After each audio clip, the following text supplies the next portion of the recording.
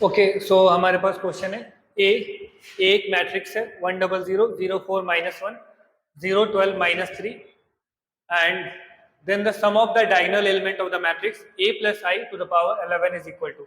यहाँ पे क्या फाइंड करना है? यहाँ पे पहले तो एक मैट्रिक्स फाइंड करना है जिसका डायगोनल एलिमेंट का सम फाइंड करना है a plus I to the power 11, इसका डायगोनल एलिमेंट का सम फाइंड करना है।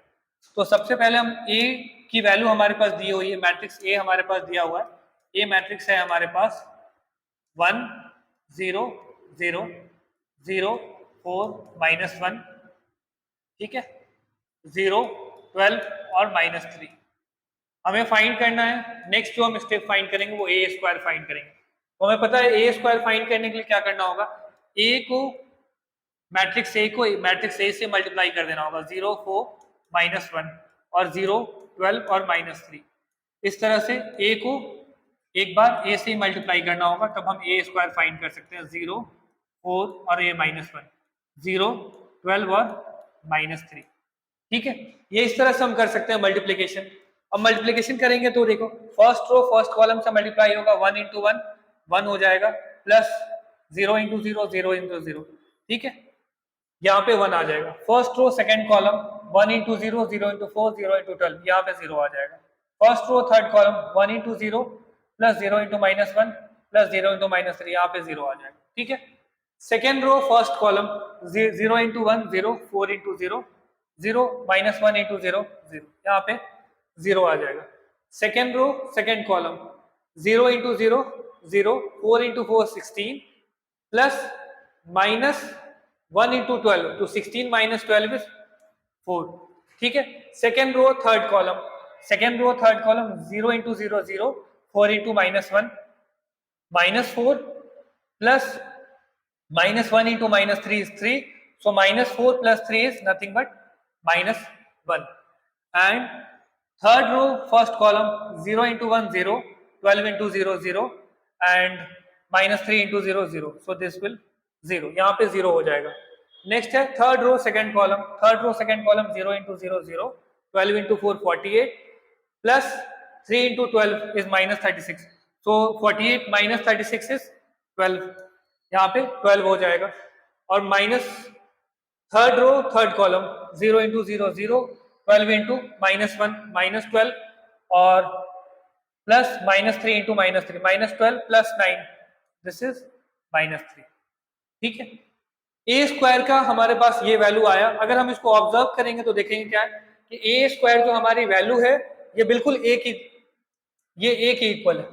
ए स्क्वायर हमने फाइंड किया बट ये ए के इक्वल है, इसका मतलब हम ए को जितनी बार भी मल्टीप्लाई करेंगे, अब ये ए स्क्वायर है या ए है, ठीक है, तो अगर हम इसको एक और बार ए से मल्टीप्लाई करेंगे वापस से यही वैल्यू आएगी। इसका मतलब हमारे पास ये होगा कि चाहे तो हम ए फाइंड करें, A square, A cube, A to the power 4, हम कितनी बार भी ए की पावर इंक्रीज करें, मैट्रिक्स हमारा सेम रहने वाला, मैट्रिक्स हमारा अनचेंज रहने वाला है।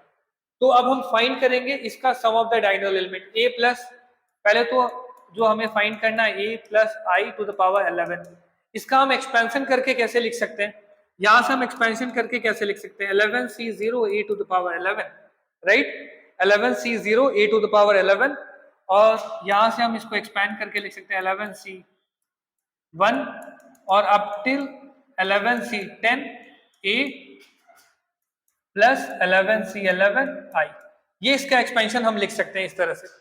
और हमें एक चीज ये पता है कि चाहे 11 a टू द पावर 11 ले, चाहे a टू द पावर 1 ले, चाहे तो a टू द पावर 10 ले, चाहे a टू द पावर 9, चाहे a टू द पावर 7 6, कोई भी अगर हम वैल्यू लेंगे तो हमारी जो ये a के ही इक्वल है। ये जो सारी वैल्यू है a to the power 11, a to the power 10 या जो भी वैल्यू है ये सब a के इक्वल है। तो a को हम क्या करेंगे, a को हम कॉमन ले सकते हैं, a को क्या करेंगे हम कॉमन ले सकते हैं। अगर हम कॉमन लेंगे तो हमारे पास जो सम आएगा वो सम कहां से कहां तक का आएगा, 11c0, right, 11c0 plus 11c1 up till 11c10, ठीक है, 11c10 तक का ये सम हमारे पास आ जाएगा और हमने a को कॉमन ले लिया, राइट। और यहाँ पे 11c11 प्लस i जो होगा ये किसके इक्वल हो जाएगा, i के इक्वल हो जाएगा, राइट। अब इसका सम हमें पता है, इसका सम जो होता है 11c0 से लेकर के 11c10 10 तक का हम जो सम करेंगे ये सम हमारा किसके इक्वल हो जाएगा, 2 to the power n minus 1 के इक्वल हो जाएगा, 2 to the power n minus n के इक्वल हो जाएगा, 2 to the power n minus 1 के इक्वल हो जाएगा। अब n की वैल्यू यहाँ पर क्या है, n की वैल्यू यहाँ पर है 11, तो 2 to the power 11 minus 1 into a, right. तो हम इसको ऐसा लिख सकते हैं 2 to the power 11 minus 1 और a का सिर्फ हमें डायगोनल एलिमेंट का सम चाहिए। अच्छा, तो डायगोनल एलिमेंट का सम हमारे क्या है, 1 plus 4 5 और minus 3, ये कितना है हमारा 2। और आइडेंटिटी मैट्रिक्स हमें पता है 3 क्रॉस 3 आइडेंटिटी मैट्रिक्स जो होगा ये 1 0 0 0 1 0 0 0 1 इस तरह से होता है। और इसके डायगोनल एलिमेंट का सम कितना होगा, 1 plus 1 plus 1 कितना हो जाएगा, डायगोनल एलिमेंट का सम 3 हो जाएगा, राइट। तो यहाँ पे हम क्या लिख देंगे 3। तो फाइनल आंसर हमारा हो जाएगा 2 to the power 11 minus 1 into 2। 2 to the power 11 हमारे पास कितना होता है 2048 minus 1 into 2 plus 3, ठीक है।